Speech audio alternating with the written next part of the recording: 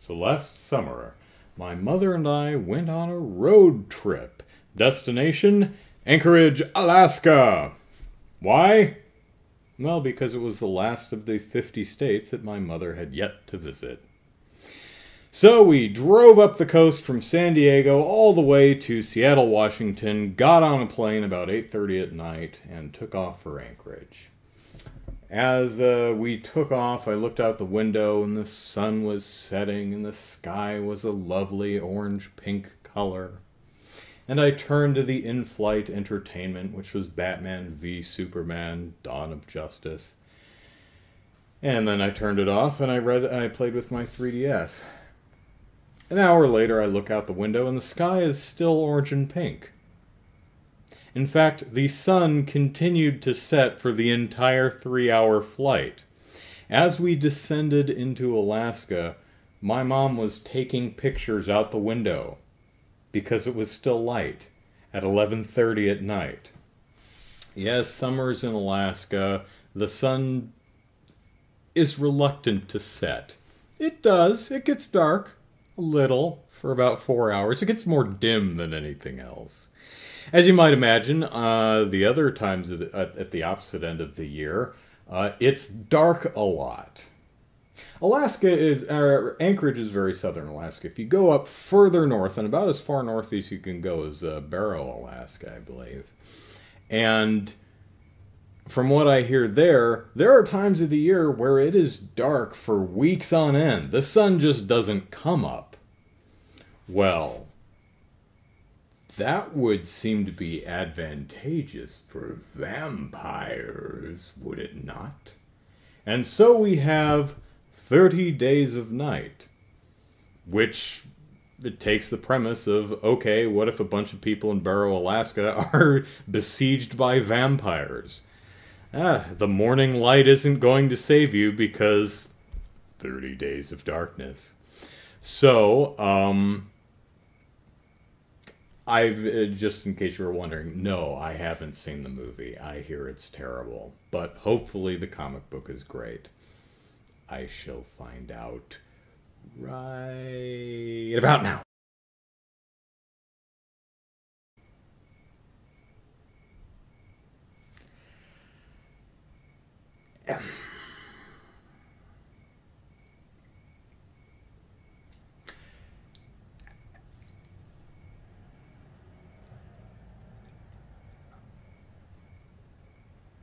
The premise is good. I like the idea of a vampire attack in a town of endless night. Well, not endless. It comes up after the sun comes up in a month. But yeah, try to survive a vampire attack with 30 Days of Darkness.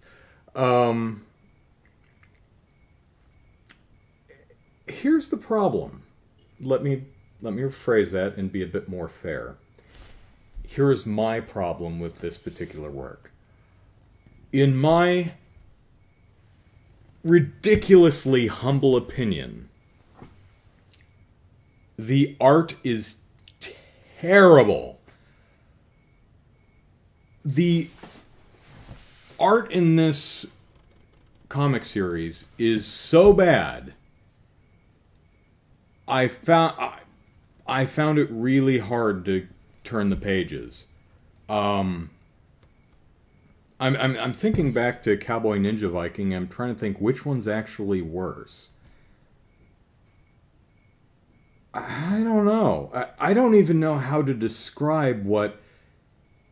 I almost want to say incompetence of the art, but I know it's not that. This is a specific style. I mean, if you've ever seen any illustrations done by Tim Burton or Clive Barker, you could say, well, that looks a little stick figure-ish or a little sketchy, you know, coloring outside the lines and stuff, but that's just how they draw, and it's drawn that way to evoke an emotion, to make you unsettled. It shouldn't look realistic.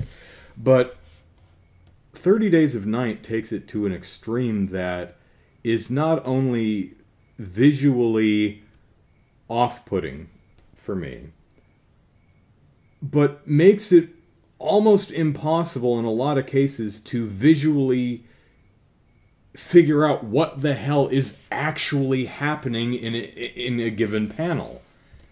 I mean, I had to stop at a few places and go, okay, what am I looking at? I don't even know how to describe it. It's like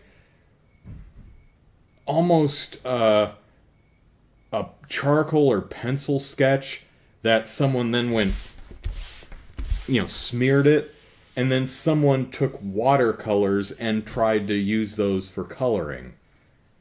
It's a sloppy mess. It's a good thing that the character, there's not very many characters in this book, because you cannot tell them apart. Sometimes characters are drawn realistically, sometimes they're drawn very sketchy and stick figure-y. Sometimes it's a combination of both. I mean, you have almost a realistically rendered and painted and shaded face, and she has her hand up like this, and it's this weird, like, hand, and they called it a day.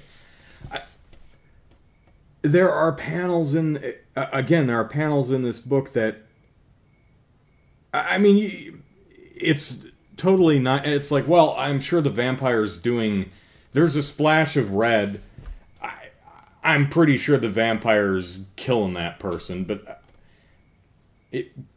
I don't know exactly what the vampire actually did. I don't know where the wound is. It's also a fairly slight and fairly short story. There's actually several more 30 Days a Night comics. I have no interest in reading them now, but this one is, okay, there's a bunch of people in Barrow. They're like, okay, sun's setting, 30 Days a Night. Vampires are like, this sounds like a great place for us. And then they go, and then the people who survive the initial onslaught hide somewhere, and the vampires are kind of looking for them. And they figure out that, well, over the weeks we've tried shooting them, stabbing them with crucifixes and wooden stakes and garlic, and none of that stuff works. But we did see the vampires have a disagreement, and one knocked the other's head off and squished it and killed him dead. So our hero injects himself with the, one of their survivors gets bit, so he's turning, so he takes a syringe, gets some blood, pokes it in himself. He turns into a vampire and uses his vampire powers to beat the crap out of the other vampires. End of story. Okay, fine, pulpy fun. If I could figure out what the hell was going on or who was who. I'm sure there are some people that, you know what it reminds me of? I don't remember what issue it was, but I read a Silent Hill comic that had a very similar art style to this. That was just visually a mess to the point where it was really difficult to discern what you're looking at or who's who. And I think it's trying to evoke a mood. And that's great. But if I can't figure out who's who or what's going on, then you failed me. And yes, 30 Days of Night was drawn for me. There's a sub-story where there's this woman in Louisiana who sends her son to, I think son, in a helicopter to Barrow, because they use their elite computer hacking skills to figure out that that's where the vampires are going. And we need to get photo evidence, video evidence. And he goes and crashes the helicopter and dies. That subplot goes absolutely nowhere. So, I did not enjoy 30 Days of Night. I liked the premise. The story was fine, a little slight, but really, honestly, it was the art in this one that was almost impenetrable for me. So,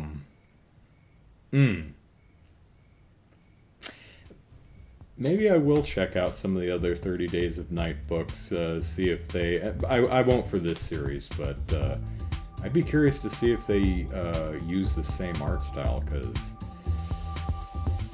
I didn't like it.